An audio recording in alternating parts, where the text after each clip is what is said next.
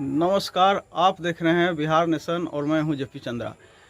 आज नीतीश कैबिनेट की पटना में मीटिंग हुई और इस नीतीश कैबिनेट की बैठक में कुल 18 एजेंडों पर मुहर लगी है। इसमें सबसे बड़ी इस कैबिनेट की बात यह है, सबसे खास बात यह है कि जो बीपीएससी से शिक्षकों की अब बहाली होगी, उसके लिए 1,78,026 पदों पर नीतीश कैबिनेट ने आज स्वीकृति दी है। तो और क्या कुछ है इस कैबिनेट में, आप खुद देखिए। नमस्कार। आज मंत्रिपरिषद में 18 विषयों पर चर्चा की गई और संबंध में निर्णय लिए गए। सबसे महत्वपूर्ण निर्णय राज्य में शिक्षकों की बहाली के संबंध में लिए गए। बिहार राज्य विद्यालय अध्यापक नियुक्ति स्थानांतरण अनुशासनिक कार्रवाई सेवा शर्त नियमावली 2023, आपको याद होगा कि कुछ दिन पहले ही मंत्रिपरिषद ने इसकी स्वीकृति दी गई और अब इसके अंतर्गत पदों के सृजन हुए, जिसमें मूल कोटि के 40,185 पद जो मरणशील हो गए थे एवं विशेष शिक्षक के लिए पंचायत प्रारंभिक शिक्षक, नगर शिक्षक के क्रम से मूल कोटि के स्नातक कोटि के 5,534 एवं 1,745 सभी पदों को प्रत्यार्पित करते हुए अब 1 से 5 तक के जो पद हैं वो 85,477 और 6 से 8 1,745 पद।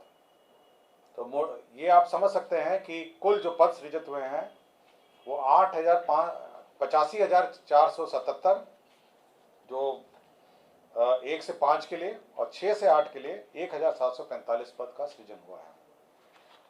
साथ ही साथ इसमें यह भी निर्णय हुआ है कि ये जो परीक्षा है वो बिहार प्रशासनिक बीपीएससी द्वारा परीक्षा ली जाएगी। यह भी निर्णय मंत्रिपरिषद ने लिया है और साथ ही साथ इसका जो वेतनमान है उसका भी निर्धारण किया है। वेतनमान में जो प्राथमिक विद्यालय में मूल कोटि का जो अध्यापक का मूल पद है वो 25,000 होगा और जो स्नातक कोटि के विद्यालय अध्यापक का मूल वेतन है 28,000 होगा। तो इस पूरे पद का जो सृजन हुआ है इसमें कुल व्यय होगा 4,629 करोड़ 4,629 करोड़ अनुमानित 46 अरब 29 करोड़ 23 लाख 7,120 रुपए का व्यय होगा। तो ये मंत्रिपरिषद ने जो टीचर्स का जो पद सृजन है आपका 1 से 5 और साथ ही साथ आपका 6 से 8 का पद सृजन, साथ ही साथ उसका मूल कोटि का वेतन निर्धारण और साथ ही साथ इसका जो नियुक्ति की प्रक्रिया है उसका भी निर्णय मंत्रिपरिषद ने आज लिया है। इसके साथ ही साथ जो बिहार राज्य विद्यालय अध्यापक नियुक्ति स्थानांतरण अनुशासनिक कार्रवाई सेवा शर्त नियमावली 2023 है, इसमें जो 11 से 12 और 9 से 10 के भी पद सृजित किए गए हैं, जिसमें 11 से 12 तक के जो विद्यालय अध्यापक हैं 57,618 पद सृजित हुए हैं और 9 से 10 के लिए 33,186 पद हैं। तो आप समझ सकते हैं कि 4 आंकड़े हैं जो महत्वपूर्ण हैं। 1 से 5 के हैं 85,477, 6 से 8 के हैं 1,745, आपके 11 से 12 हैं 57,618 और 9 से 10 हैं 33,186। तो 4 आंकड़ों को अगर आप टोटल करेंगे तो आपको ग्रैंड टोटल मिल जाएगा कि कितने पदों का सृजन हुआ है। ठीक है, और सभी के वेतनमान भी निर्धारित हो गए हैं और सभी का जो नियुक्ति का प्रक्रिया है वह भी हो गया। 11 से 12 जो विद्यालय के अध्यापक हैं उनको 32,000 मूल पे होगा और 9 से 10 का है 31,000 मूल पे होगा। जो 11 से 12 है 32,000 उसका मूल पे होगा, मूल पे, और 9 से 10 है उसका मूल पे होगा 31 मूल वेतन के अलावा मैं बता देता हूँ, मूल वेतन के अलावा आपका 42% डीए होता है, ठीक है, 8% एचआरए होता है, हाउस रेंट अलाउंस, फिर सीटीए अलाउंस होता है 1500 के आसपास प्लस डीए, मेडिकल होता है आपका 1000, इसके अलावा आपका पेंशन कंट्रीब्यूशन होता है, पेंशन में जो कंट्रीब्यूशन है सरकार देती है वो भी सरकार देती है, और उसके बाद ग्रॉस सैलरीज का निकाला जाता है। तो डीए, एचआरए, सीटी जो सरकारी ना आम जो नॉर्मल हमारे सरकारी कर्मचारी और पदाधिकारी का जो व्यवस्था है वही रहेगा। सीधा ट्रेजरी से राज्य के कोष से सीधा वेतन मिलेगा, और जो पेंशन की जो नियमावली है और पेंशन की जो व्यवस्था न्यू पेंशन स्कीम में है वही पेंशन इन पर भी लागू होगी। तो ये एक महत्वपूर्ण निर्णय है जो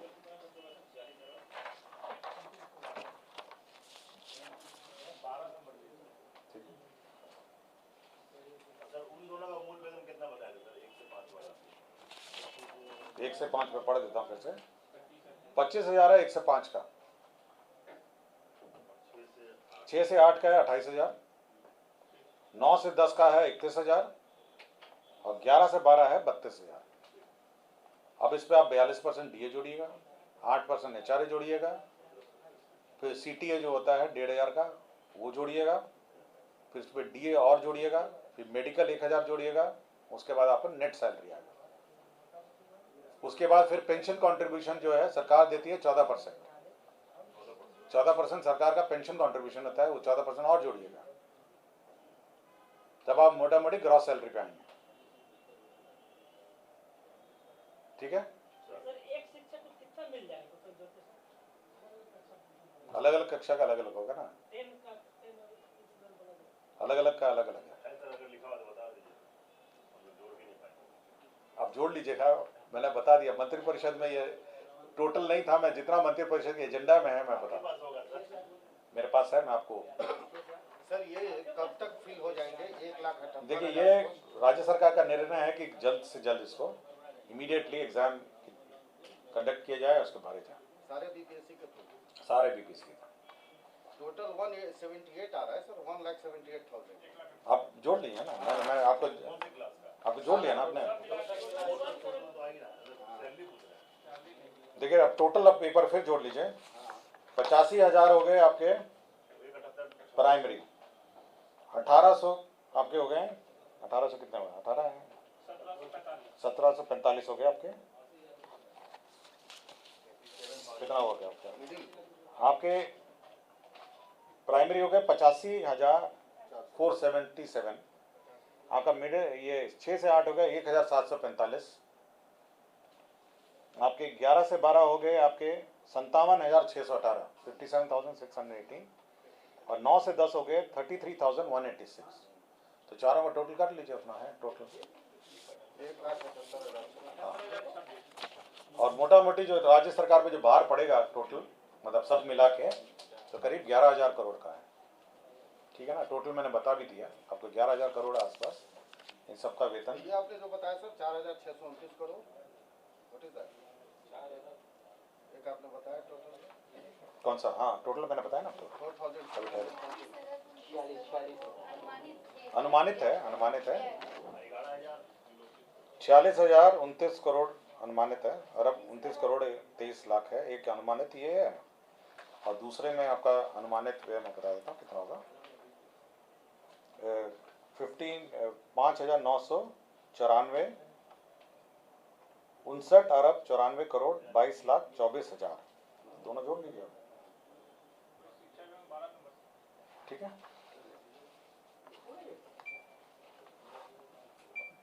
ये परिवहन के संबंध में एक महत्वपूर्ण निर्णय है। गया और मुजफ्फरपुर नगर निगम क्षेत्र में 15 वर्षों से अधिक पुराने जो सभी प्रकार के वाहन हैं उसका परिचालन 1/10/2023 से बंद हो जाएगा, मतलब ये प्रतिबंधित रहेगा। तो यह मंत्रिपरिषद ने स्वीकृति दी है कि 15 साल से पुराने जो वाहन हैं 1/10/2023 से अब नहीं चलने।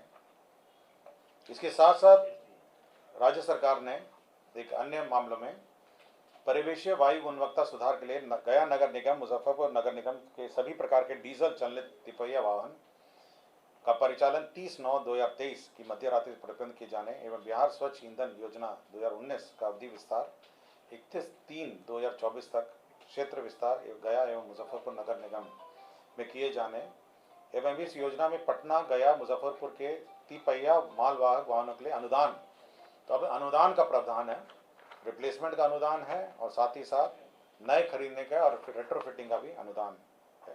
कितना अनुदान मिल रहा है? डीजल चलनित अथवा पेट्रोल चलनित तिपहिया मालवाहक वाहन का नए सीएनजी चलनित तिपहिया मालवाहक के प्रतिस्थापन पर 40,000 रुपये मिलेगा। डीजल चलनित अथवा पेट्रोल चलनित तिपहिया वाहन मालवाहन का नए बैटरी चलनित तिपहिया मालवाहन के प्रतिस्थापन पर 25,000 मिलेगा। पेट्रोल चलनित तिपहिया वाहन में सीएनजी किट लगाने रेट्रोफिटिंग पर 20,000 मिलेगा। तो तीन है, एक 40,000 है, 25,000 है और 20,000। शिक्षा विभाग का एक अन्य मामला था जिसमें अल्पसंख्यक शैक्षणिक संस्थाओं में दर्जा देने का यह व्यवस्था की गई है। जो अल्पसंख्यक शैक्षणिक संस्था है इसके लिए शिक्षा विभाग को प्राधिकृत किया गया है, लेकिन शिक्षा विभाग प्राधिकृत मतलब अप्रूव करने के पूर्व अल्पसंख्यक कल्याण विभाग से अनापत्ति संचिका में लेते हुए यह अनुमानितता निर्गत करेगी। तो यह एक महत्वपूर्ण निर्णय है। देखिए, अल्पसंख्यक शैक्षणिक संस्थाओं का दर्जा कुछ संस्थाओं को मिलता है, इसके लिए नियमावली अलग है। आपको जानकारी होगा कि इसके लिए अलग से नियमावली भारत सरकार की भी है और ये national commission for minority education institution act 2004 का एक एक्ट है, the national commission for minority education institution act 2004। इसके अंतर्गत प्रावधान है कि कैसे अल्पसंख्यक संस्थाओं को कैसे मान्यता दी जाए। तो हाँ, ये अल्पसंख्यक ये जो स्कूल्स हैं, माइनॉरिटी स्कूल्स हैं, क्रिश्चियन स्कूल्स हैं, ये सारे स्कूल्स हैं जो स्कूल्स हैं।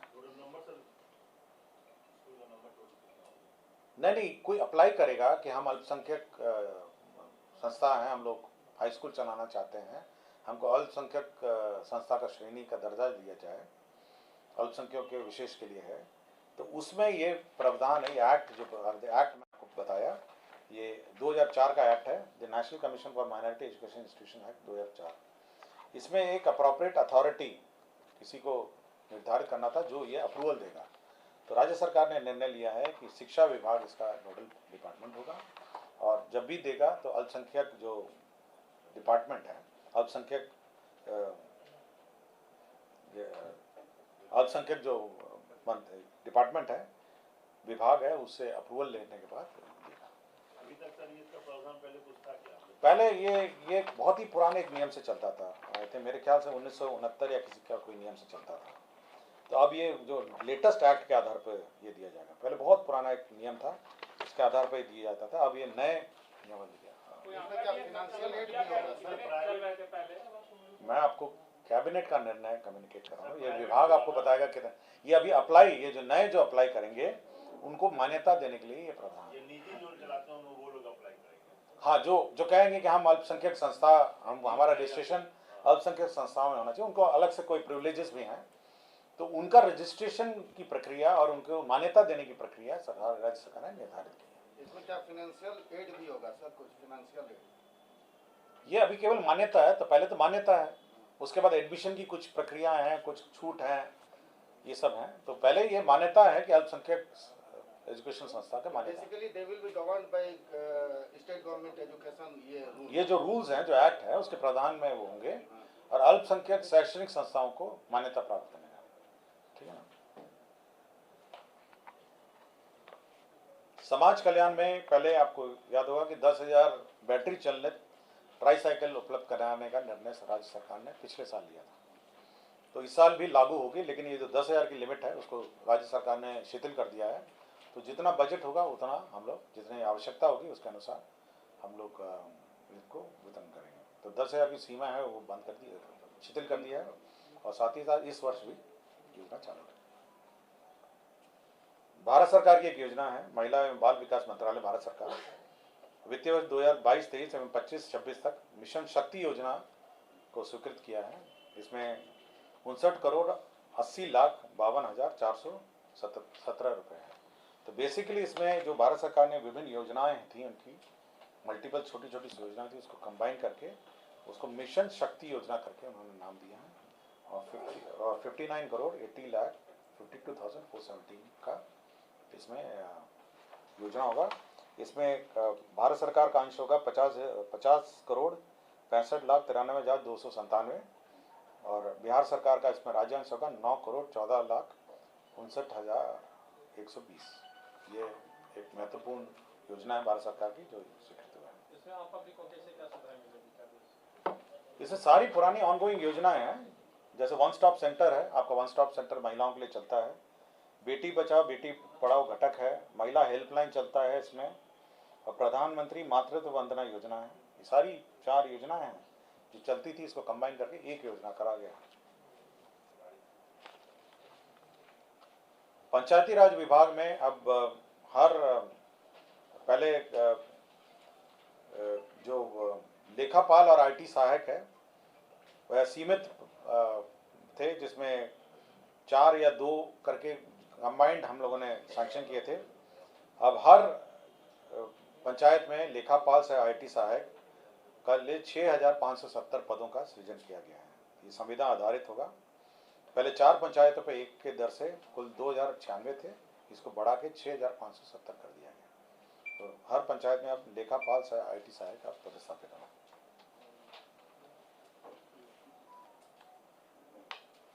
ये जो हमारा केंद्रित रूप से अधिप्राप्ति होती है गेहूं और चावल के लिए, तो राज्य सरकार ने लोन लेने के लिए 10,000 करोड़ का लोन लेने के लिए अधिप्राप्ति में जो पैसा भुगतान होता है उसमें स्टेट गारंटी संसूचित किया है।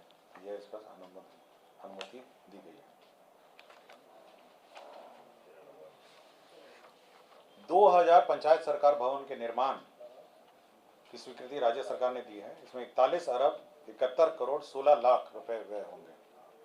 तो 2000 पंचायत सरकार भवन, यह पंचायत सरकार भवन अब जो ग्रामीण अभियंत्रण संगठन है LAEO, स्थानीय क्षेत्र अभियंत्रण संगठन योजना एवं विकास विभाग की है, उसके माध्यम से अब ये निर्माण किए जाएंगे। तो निर्माण का एजेंसी बदल दिया गया, ये महत्वपूर्ण है। और जो LAEO है ना, ग्रामीण हाँ जो नहीं ये स्थानीय क्षेत्र अभियंत्रण संगठन जो लोकल एरिया इंजीनियरिंग ऑर्गेनाइजेशन जो स्थानीय क्षेत्र है, जो मुख्यमंत्री क्षेत्र विकास योजना का कार्यान्वयन करते हैं, बहुत सारी योजनाएं कार्यान्वयन करते हैं स्थानीय क्षेत्र में, तो उनके माध्यम से यह निर्माण होंगे। तो 2000 हमारे पंचायत सरकार भवन होंगे और सभी पंचायत सरकार भवन का अलग अलग टेंडर निकलेगा, मतलब कोई क्लबिंग नहीं होगा। एक पंचायत अभी संभवतः पंचायत अपने करता था, अलग अलग निकलेगा, कोई क्लबिंग करके निकला है। 2000 टेंडर निकलेंगे और ताकि स्थानीय क्षेत्र में जो अभिकर्ता हैं भाग ले सकें और उसका निर्माण कर सकें। पंचायत सरकार भवन ये एशियन डेवलपमेंट बैंक के माध्यम से 3 शहरों में पेयजल योजना चल रही थी, भागलपुर और गया में। तो एशियन डेवलपमेंट बैंक का फेज 1 जो है 493 करोड़ का फेज 1 भागलपुर में चल रहा था। अब उसकी वर्तमान अनुमानित लागत 299.41 करोड़ रुपए की अब पुनरीक्षित प्राथमिक स्वीकृति दी गई है और बचे हुए कार्य अब राज्य योजना मद से किए जाएंगे। अब ADB के स्थान पर राज्य योजना मद से योजना का कार्यान्वयन किया जाएगा। इसी तरह फेज 2 जो है एशियन डेवलपमेंट बैंक भागलपुर का 331 करोड़ 35 लाख का पुनरीक्षित प्रशासनिक स्वीकृति दी गई है और बचे हुए कार्य अब राज्य योजना से होंगे। तो ADB के स्थान पर राज्य योजना होगा। इसी तरह गया में भी 485.84 करोड़ का योजना की प्रशासनिक स्वीकृति दी है और बचे हुए कार्य को यह राज्य योजना मद से किया जाएगा। ये तीनों योजना इन शहरों में पेयजल की जो योजनाएं हैं, जो तीनों ही गंगा जल से संबंधित है। भागलपुर भी गंगा जल से ही सप्लाई होता है पानी और गया वाले भी गंगा जल से। तो इनका जो क्षेत्र में जो तीनों स्थानों में जो पेयजल योजनाओं का कार्यान्वयन है अब जो बचा हुआ कार्य है एडीबी के स्थान पर राज्य योजना से किया जाएगा।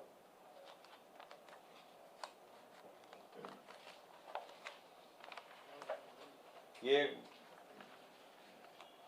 बिहार मानसिक स्वास्थ्य देखभाल राज्य मानसिक स्वास्थ्य प्राधिकरण नियमावली यह स्वीकृत की गई है और इसमें अब जितने भी लोग मानसिक स्वास्थ्य से संबंधित कार्य कर रहे हैं उन पर सुपरविजन रखने के लिए एक कमेटी बनाई गई है और इस कमेटी के माध्यम से अब किया जाएगा और एक प्राधिकरण बनाएगा।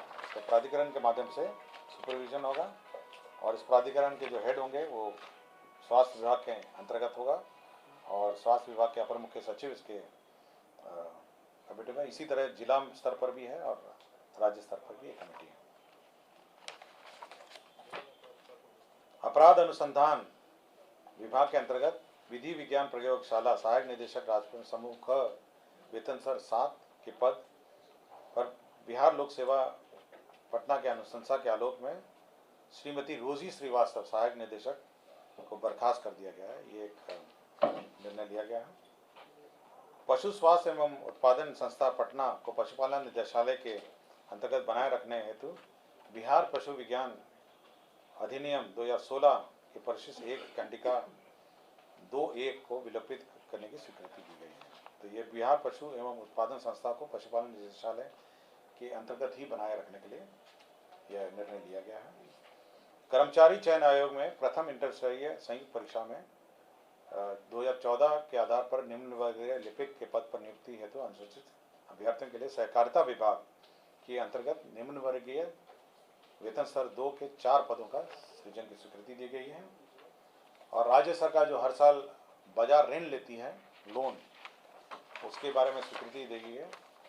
तो कुल लोन जो सरकार लेगी वो है 39,000 करोड़ 49,365 करोड़ का लोन लेगी, जिसमें बाजार ऋण है 44,429, नाबार्ड से ऋण प्राप्त करेगी 3,000 करोड़, वर्ल्ड बैंक और एडीबी और अन्य स्रोत से 1,875 और राष्ट्रीय सहकारिता बैंक से 61 करोड़। राज्य सरकार कुल लोन जो वापसी इस साल करेगी वो है 25,558 23,558 और टोटल जो नेट ऋण जो लेगी सरकार वो है 25,807 जो राज्य सरकार की सीमा के अंतर्गत है। धन्यवाद।